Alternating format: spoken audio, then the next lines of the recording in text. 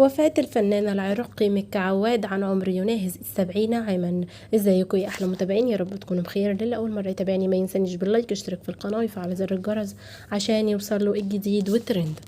انا لله وانا اليه راجعون. اعلنت نقابه الفنانين العراقيين وفاه الفنان العراقي مكي عواد اليوم الثلاثاء 27 فبراير الجاري.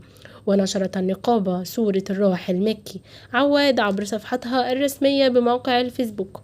وعلقت النقابة ببالغ الحزن والأسى تنعي نقابة الفنانين العراقيين رحيل الفنان مكي عواد والذي وفته المنية اليوم، سائلين المولى عز وجل أن يتغمده بواسع رحمته وأن يلهم ذويه ومحبيه وزملائه الصبر والسلوان، وإنا لله وإنا إليه راجعون.